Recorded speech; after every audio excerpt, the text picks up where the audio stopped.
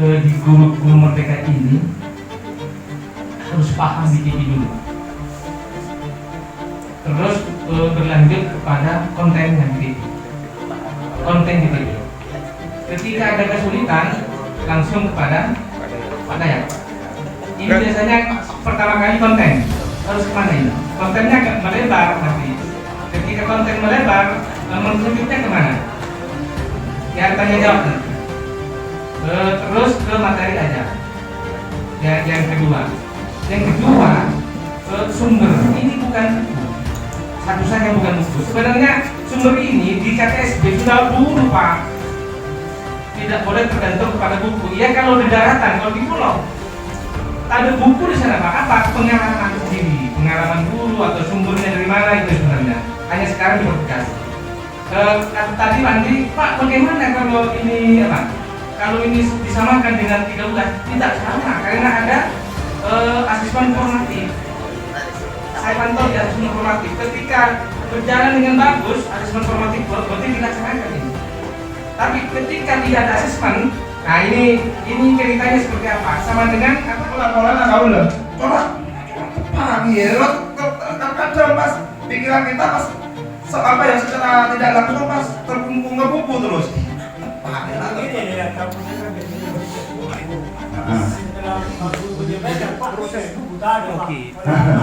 Ya makanya kita tujuannya membuat materi ajar yang nantinya dikasih ke murid. Seperti itu. Materi ajar yang nantinya dikasih ke siswa sebagai bahan pengganti buku. Seperti itu. Jadi yang utama TP ya, bukan TP. materi yang ada di buku. Iya. JP yang TP, penting. TP, seperti itu. Jadi TP dan ATP itu berdasarkan kreasi antara guru dan murid. TP dan materi, benar. TP dan materi. JP. Untuk mencapai JP, ATP kasak, sampun ATP keri kan capek. Dan esensi dari guru-guru mereka. Yang saya tangkap dari pertanyaannya tadi yaitu apakah nanti ributnya itu tentang seolah-olah administratif. Sebenarnya ini pertanyaan ini bukan pertanyaan pertama kali yang saya dapatkan. Banyak mungkin puluhan banyak guru, teman-teman guru yang bertanya juga kepada saya. Toh guru-gurunya itu sama dengan K13. Nah, nanti jadi seperti itu. Padahal esensinya itu tidak. Untuk modul, untuk administrasi itu tidak seribet apa yang sudah kita bayangkan, tidak. Bahkan saya membuat modul itu hanya mungkin bisa ditampilkan. Iya. Mungkin yang luas. Jadi TP-nya anak bisa menentukan luas, menggambar luas. Pertama, menggambar luas dulu. Kedua, saya menentukan panjang sisi batu data. Peserta didik menghitung panjang sisi. Kemudian game, itu sudah modul. Singkat sekali. Bahkan di Anak pertama hanya sampai pada 1. Anak kedua mencapai 2 KKTP. Anak yang ketiga bisa berhasil mencapai 3. Apakah itu berdampak pada penilaian? Oh, tidak. Kalau misalnya sudah berdiferensiasi, misalnya contoh arkan ya, arkan. Ini adalah proses diferensiasi. Kasih arkan yang sifatnya motorik, misal panjang, mengukur luas. Arkan itu cukup seniren. Aktivitas fisik, kasih aktivitas fisik. Oh, arkannya bisa lah. itu ada, kemudian di buku siswa ternyata tidak ada, apakah itu ditiadakan atau tidak, itu apa gurunya yang mencari materi itu di internet.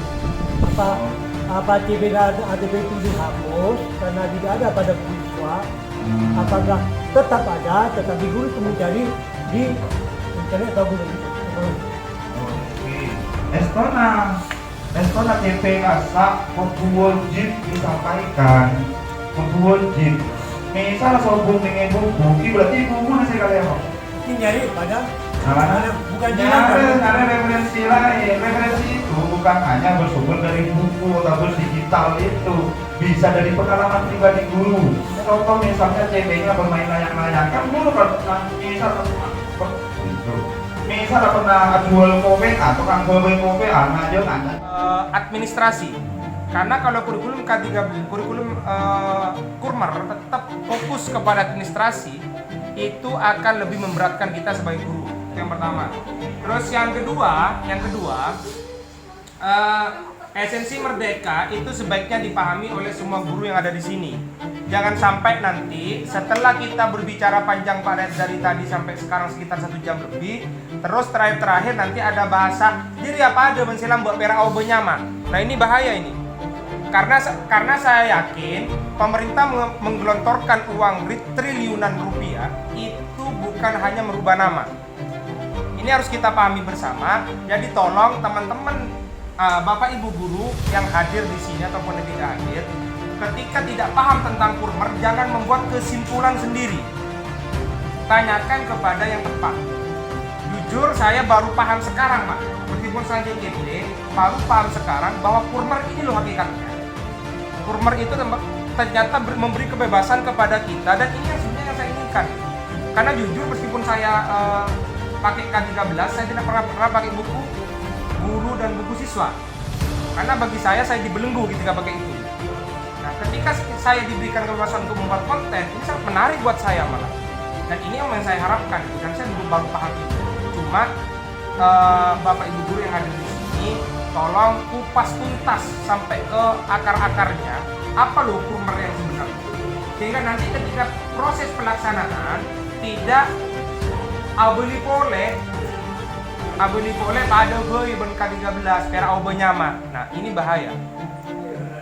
Nah jadi ada dalam bo ada gue tahu bo pera obo nyama. Nah ini bahaya. Ini tolong Bapak Ibu guru kita melakukan kesepahaman sekarang tentang Kurmer itu apa. Tanyakan, kita bantai Pak Dayat sekejam.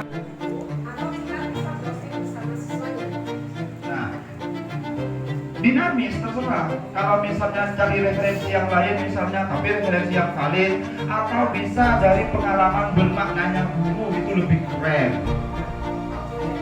Ya, pengalaman bermaknanya murid misalnya itu lebih keren. Gini, misalnya murid yang pernah berkecimpung di Joko Koto karena memang tepat, nah itu